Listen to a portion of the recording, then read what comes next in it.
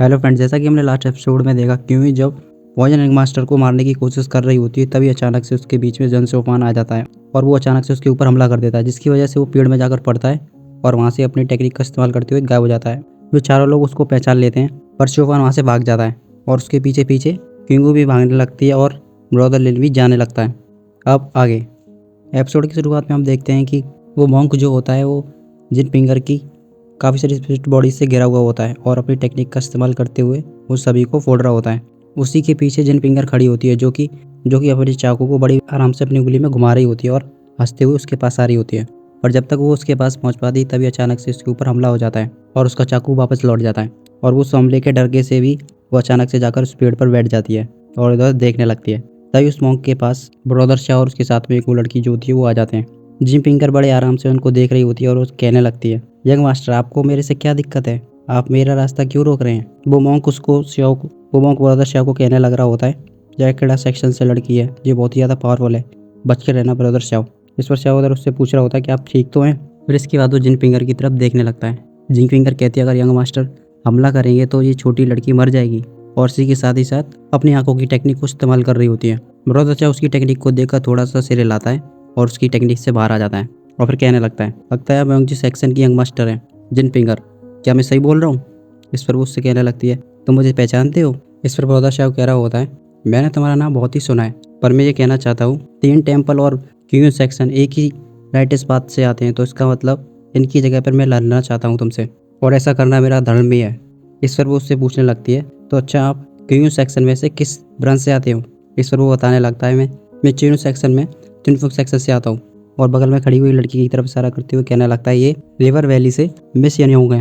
इतना सुनने के बाद जिन पेंगा थोड़ा सा हाँ करने लगती है। उसकी सिलेक्टेड हाँ देखकर वो लड़की तुरंत ही अपनी आंख नीचे कर लेती है और कहने लगती है विच। उसकी इस बात पर जिन पेंगा हंस जाती है और उस पेड़ पर से नीचे आ जाती है और कहने लगती है, तुम तीनों लोग अलग अलग सेक्शन से आते हो, तो इस ट्रीजर को मैं तुम्हें कैसे दूं? तो तुम इसको कैसे बांटोगे? इस पर ब्रदर शाह कहने लगता है, हम तीनों सेक्शन राइट पाथ से आते हैं, तो इसका मतलब हम चाहे ये ट्रीजर हम पे से किसी पर भी रहे, पर ये डेविल पाथ पर नहीं जाना चाहिए। साथ ही वो अपने हथियार लेकर उससे लड़ने के लिए भी तैयार हो चुके होते हैं। फिंगर इन सबको ऐसा करते हुए बड़े आराम से देख रही होती है और उनसे थोड़ी कुछ दूरी पर खड़ी होती है। तभी अचानक से वो मॉन्क, जिसका नाम ब्रदर शाह होता है, वो एक सुरक्षा कवच को ऑन कर देता है और वो तीनों उस सुरक्षा कवच के अंदर आ जाते हैं। इसके बाद हमें दूसरे सीन में उस फेरी टेलर बूढ़े को दिखाने लगते हैं और उसके साथ में उसके पीछे पीछे लड़की भी चल रही होती है और उसके पीछे शिवफान का लेकी चल रहा होता है, जिसके हाथ में एक हड्डी की तलवार सी होती है, जो कि बढ़ते हुए आगे जा रहे होते हैं। थोड़ी आगे जाने के बाद वो बूढ़ा बैठ जाता है और बोतल खोलकर पानी पीने लगता है। पानी पीने के बाद वो कह रहा होता है, मैं बूढ़ा हो चुका हूँ, थोड़ा सा ही चलने के बाद मेरी सांस फूल जाती है, और बोतल को उस लड़की की तरफ बढ़ा देता है। वो लड़की तुरंत मना कर देती है, मुझे नहीं पीना।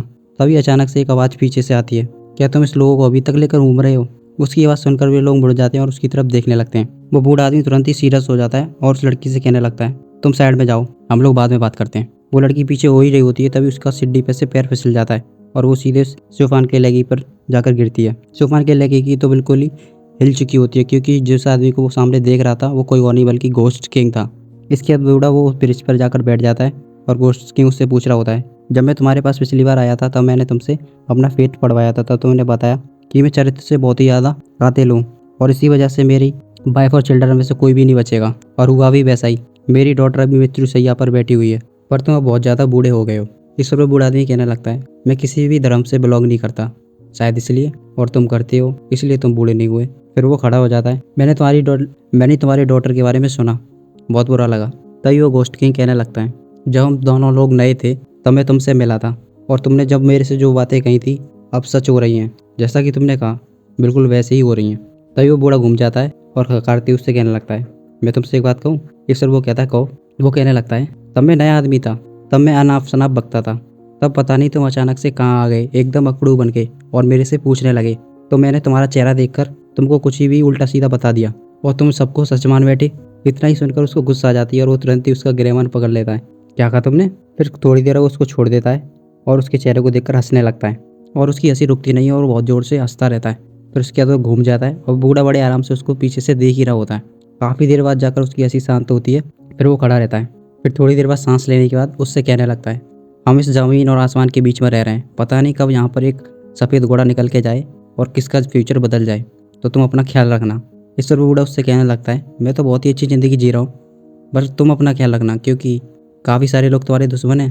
तभी वो पीछे से लड़की भागकर आ जाती है और वो ग्रैंडफादर के पास आकर रुक जाती है और कहने लगती है, ग्रैंडफादर ये कौन है? इस पर वो गोश्त किंग उससे कहने लगता है, छोटी लड़की, क्या तुम मुझे नहीं जानती? इस पर वो मना कर देती है, नहीं मैं नहीं जानती तुमको। तो वो कहता है, मेरा नाम 10,000 इंटरनेट कैफ़े है, जो कि उसने वैसे ही उससे टेम्परेरी बोलने के लिए कह दिया था।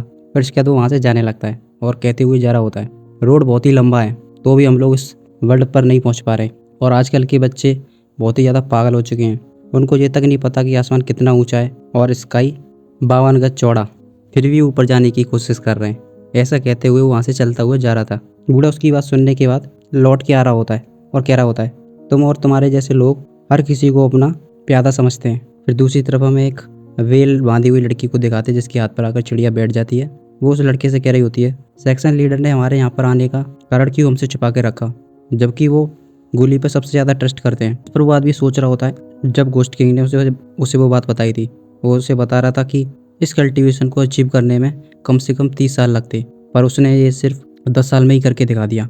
और ऐसा कंपेनियन मेरे साथ रहेगा तो तुम सोच सकते हो कि मेरे साथ क्या होने वाला है। और इसी के साथ साथ हारें भी होंगी जो कि बहुत ही ज़्यादा लिमिटलेस होंगी। पर केवल तभी हमें इधर जनसोपान को दिखाने लगते हैं जो कि वहाँ से भाग रहा होता है और वो पेड़ों पर इधर उधर चलकर आगे जा रहा होता है क्योंकि उसके पीछे लू क्यों लगी होती है जो कि अपनी तलवार लेकर बार बार से उसके पीछे हमले करते हुए जा रही होती है। शिवपान उसके हमलों से बार बार से शिवपान उसके हमलों को बार बार से डॉज करते हुए आगे जाता है, पर वो उसके ऊपर कतई हमला नहीं कर रहा होता है। थोड़ी दूर आगे जाने के बाद वो ज़मीन पर रुक जाता है क्योंकि लिज की तलवार उसकी गर्दन पर रख चुकी होती है। वो बड़े ही ध्यान से उसकी तरफ देख रही होती है। शिवपान धीरे से करके फिर अपने मुखौटे को उतार देता है और अपने चेहरे को धीरे धीरे करके उसकी तरफ घुमाता है। वो जैसे ही उसके चेहरे को देखती है वो बहुत ही बड़े ख्याल में खो जाती है। तभी हम आसमान से देखते हैं एक स्पिरिचुअल रे ज़मीन पर गिर रही होती है और उससे कई सारी स्पिरिचुअल रे निकल रही होती हैं जो कि चारों तरफ फैल रही होती हैं। और वो सभी स्पिरिचुअल रे उस जिंग फिंगर के पास पहुंच जाती है जहाँ पर वो उन तीनों से लड़ने की कोशिश कर रही थी। पर उन सभी स्पिरिचुअल रे को देखने के बाद वो वहाँ से भाग जाती है। बड़ा दशा कहने लगता है ये किसी स्वॉर्डमैनशिप के एडवांस होने का संकेत है या शायद ट्रीजर निकलने वाला है। इसके बाद वो तीनों वहाँ से निकल जाते हैं। दूसरी तरफ हमें ब्रॉडली और उसका ग्रुप दिखाया जाता है जो कि कह रहे होते हैं, लगता है ट्रीजर आने वाला है, चलो चले। वो भी वहाँ से निकल जाते हैं। इधर हमें उस बूढ़े को फेरी टेलर वाले को दिखाने लगते हैं जो कि उस स्पिरिचुअल रे को देखकर बहुत ही ज़्यादा उदास सा दिख रहा होता है। वो थोड़ी देर तक तो उसको देखता है फिर वहाँ से लौट जाता है और उसके पीछे पीछे वो लड़की भी चली जाती है और शिवपान का लड़की काफ़ी देर तक उसको देखता रहता है, फिर वो भी उसके पीछे जाने लगता है। दूसरी तरफ हमें शिवपान का बंदर दिखाते हैं जो कि पेड़ के पत्ते को ओढ़कर बड़े ही ध्यान से उसको देख रहा होता है क्योंकि उसके सामने अपनी तलवार शिवपान की गर्दन पर रखी हुई होती है। शिवपान धीरे धीरे करके वापस से घूम जाता है और उसकी तलवार को देखने लगता है। फिर उसके बाद वो उसकी तरफ देखने लगता है। तभी उसके पास उसका बंदर उसकी बाकी पर आकर बैठ जाता है। वो उससे मना कर देता है तो वहाँ से उतर कर चला जाता है, पर वो बड़े ही ध्यान से उसकी तरफ देख रहा होता है क्योंकि उससे पूछने लगती है, तुमने मुझे पहले क्यों नहीं मारा? तभी हम देखते हैं अचानक से उसकी तलवार पर बूंदें गिरने लगती हैं। तभी हम पुरानी यादों को दिखाने लगते हैं जहाँ पर वो उसको बचाने के लिए पहाड़ से नीचे कूद चुकी होती है। सेक्शन में उसके लिए भी बोलती है और वो हर तरह से उसकी सहायता करती हुई दिखा रही होती है जो कि आप इसके फर्स्ट सीजन में भी जाकर देख सकते हैं। तब शिवपान उससे कहने लगता है, जब हम लोग यूंती पैलेस में थे तब तुमने मेरी जान बचाने के लिए सब कुछ क्यों लगा दिया, यहाँ तक कि तुम मेरे लिए बोली भी, आखिर कैसा क्यों किया था तुमने? वो कुछ देर सोचती है फिर उससे कहने लगती है, क्या तुम पहली वाली जन शिवपान हो? और अपनी तलवार को नीचे कर लेती है। फिर हमें दोबारा से वही पुरानी वाली मेमोरीज दिखाने लग जाती हैं जहाँ पर वो उसकी सहायता करते हुए दिखाया जा रहा होता है जो कि काफ़ी चमगादड़ों से भी बचा रहा था और पत्थरों से भी बचा रहा होता है। शिवपान का बंदर ये बड़े आराम से एक पत्ते के नीचे बैठकर देख रहा होता है। वो काफ़ी देर तक ऐसे एक दूसरे के सामने खड़े रहते हैं। क्विंग अपनी आंखें खोलकर उससे कहती है, क्या तुम वापस चलोगे? जो उसे थिंक सॉरी जूनियर ब्रदर। ये नाम सुनते ही वो कहने लगता है, इस नाम का इस्तेमाल मैंने काफ़ी समय से नहीं किया। ये सुनने के बाद वो थोड़ा सा अपने ओठों को दबाती है, फिर अपनी तलवार को वापस से अपनी म्यान में रख लेती है। फिर उससे कुछ भी ना कहते हुए वो घूमकर वहाँ से जाने लगती है। शिवपान उससे कहता है, क्या तुम मुझे मारना चाहती हो? उसकी ये सवाल सुनकर वो रुक जाती है। कुछ थोड़ी देर रुके देने के बाद वो उससे कहती है, हाँ मैं करूँगी, और जब तुम्हें मुझे मारने का मौका मिले तो तुम भी ऐसा ही करना। और इसके बाद वो वहाँ से चली जाती है और वो धीरे धीरे करके उस वहाँ पर जो मिस्ट उड़ रही थी उससे गायब हो जाती है। शिवपान कह रहा होता है, ये वापस जाने की कह रही है पर मैं अब वापस नहीं जा सकता। सही कह रहा हूँ कि नहीं कह रहा? तब तक उसके बके पर उसका बंदर आ चुका होता है जो कि उस सारी सिचुएशन को नोटिस कर रहा था। फिर दूसरी तरफ हमें उस वेल वाली लड़की को दिखाने लग रहे होते हैं जो कि कह रही होती है, सुनहरी लाइट चमक चुकी है, लगता है वो पीली वाली वर्ड आने वाली है। जिसका नाम 9 हेवन स्पिरिट बर्ड है। क्या तुमको लगता है हम लोग उसको हैंडल कर सकते हैं? इस पर वो आदमी उससे कहता है, थर्ड सिस्टर तुमको चिंता करने की कोई भी ज़रूरत नहीं है। तुमको पता ही होना चाहिए सेक्शन मास्टर ने पहले की समय एक ड्रैगन को मारकर न्यू को बड़े आराम से जीत लिया था। पर इसके ऊपर जो 4 तरह के फॉर्मेशन दिखाए जा रहे हैं, मुझे वो ऐसा लगता है कि वो हमारी पावर से बिल्कुल ही बाहर हैं। ना ही वो किसी गॉड की पावर है, ना ही किसी वो डीमन की। इन फॉर्मेशनों को तोड़ने में काफ़ी ज़्यादा टाइम लग सकता है। इस पर वो लड़की कह रही होती है, हाँ तुम सही कह रहे हो, मैं कन्विंस्ड हो गई। पर पता नहीं मुझे ऐसा क्यों लग रहा है उस 4 फॉर्मेशन को हम लोग नहीं खोल पाएंगे। इस पर भी वो उसे बीच में रोक देता है और कहने लगता है, थर्ड सिस्टर ये हमारी जगह नहीं है कि हम इसको खोल पाएंगे या नहीं, और ना ही हमारे ये कहने का हक है।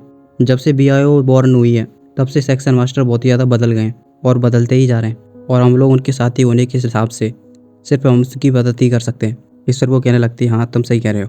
दूसरी तरफ हमें जिन फिंगर को दिखाने लग रहे होते हैं, जो कि उन तीनों से बचते हुए आगे भाग रही होती है और बार बार से पीछे भी देखती जा रही होती है। तभी उसे अचानक से उस पानी में फिशमैन दिख जाते हैं, जो कि आगे बढ़ते हुए जा रहे होते हैं और कह रहे होते हैं, और चाहिए और चाहिए। उनको देखने के बाद उसके दिमाग में एक बत्ती जलती है और कहने लगती है, लगता है इन लोगों का भी टारगेट सेम ही है। और वो अचानक ही उनके ऊपर हमला कर देती है। वो हमला बहुत ही ज़्यादा खतरनाक होता है क्योंकि उसमें से बहुत ही डेंस स्पिरिचुअल ऑरा निकल रही होती है, जो कि उस पानी को चीरते हुए निकल जाती है। और ऐसा करने में वो बहुत ही ज़्यादा खुश भी हो रही होती है। उसकी अचानक हमले से एक फिशमैन बच जाता है और सीधे पेड़ पर चढ़ जाता है। और वो पेड़ पर चढ़ने के बाद वो वापस घूमकर देखता है कि उसके काफ़ी सारे फिशमैन मर चुके हैं, तो वो बहुत ज़ोर से चिल्लाने लगता है। तभी अचानक से उसकी नज़र में वो तीनों आ जाते हैं, ब्रदर शियाओ और वो मॉन्क और वो एक लड़की जिसका नाम यूनोहान होता है। वो लोग आगे जा ही रहे होते हैं, तभी ब्रदर शियाओ कहने लगता है, आखिर ये किस तरह की आवाज़ है। तभी अचानक से उनके सामने एकदम से हमला आ जाता है। वो मॉन्क उस हमले को रोक देता है, पर उसके बाद वो लोग तीनों रुक जाते हैं और ज़मीन पर उतर जाते हैं। पर वो देखते धीरे धीरे करके वहाँ पर पानी भरने लगता है। तभी अचानक से मॉन्क के पैरों में से एक फिशमैन निकलता है, जो कि उसके ऊपर एकदम से झपट्टा मारता है। वो मॉन्क उस झपट्टे से बच जाता है और पीछे की तरफ हो जाता है। तभी वो देखते हैं उनके सामने कई सारे फिशमैन निकल आते हैं। मॉन्क उन पर हमला करते हुए कह रहा होता है, ये बिस्ट कहाँ से आ गए, और अपने ऊपर एक कवच बना लेता है। ये सब होता हुए काफ़ी दूर से जिन फिंगर देख रही होती है और हंसते हुए वहाँ से निकल जाती है। दूसरी तरफ हमें शोफान को दिखाते हैं, जो कि अपनी छड़ी पर बैठ के उड़ते हुए जा रहा होता है। वो कह रहा होता है, ये तो बहुत ही ज़्यादा अजीब है, यहाँ पर एक भी जानवर नहीं दिख रहा। इन पेड़ों के हिसाब से तो ऐसा लगता है कि कई सौ साल पुराने, ऐसा नहीं तो कम से कम कई हज़ार साल पुराने तो होंगे ही, पर यहाँ पर एक भी जानवर कैसे नहीं हो सकता। तभी अचानक से उसे एक पेड़ दिखता है और वो उसी की तरफ चले जाता है।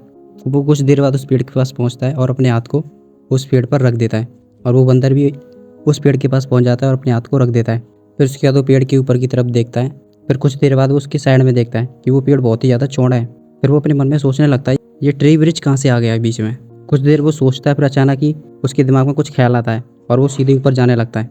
काफ़ी ऊपर जाने के बाद उसे सब कुछ समझ में आ जाता है, क्योंकि चारों तरफ भी उसी की तरह रूट होती हैं। और वो कहने लगता है, ये कोई ट्री ब्रिज नहीं बल्कि एक पेड़ की जड़ें हैं। आखिर इतना बड़ा पेड़ कैसे हो सकता है, मानना पड़ेगा ये बर्ड काफ़ी ज़्यादा बड़ा है।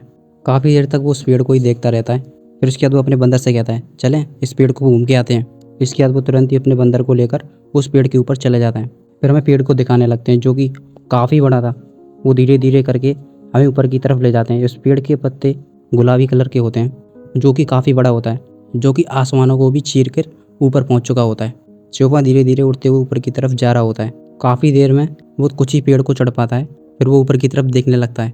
कुछ देर बाद हमें कुछ ही दूरी पर ज़मीन सी दिखाई देने लगती है। चौपान तुरंत ही आकर उस पर लैंड हो जाता है और उस पर खड़ा हो जाता है। वो काफ़ी देर तक उस पेड़ की खूबसूरती को निहार रहा होता है और उसकी तारीफ़ करने लग रहा होता है और कहने लगता है, ये पेड़ काफ़ी बड़ा है, और पर मुझे डर है कि जो सीक्रेट ट्री है जो निकलने वाला है वो इसी पेड़ पर ही है। फिर इसके बाद हमें उस पेड़ को दिखाने लगते हैं, जो कि काफ़ी खूबसूरत होता है। आज के एपिसोड में बस इतना ही, मिलते हैं अगले एपिसोड में।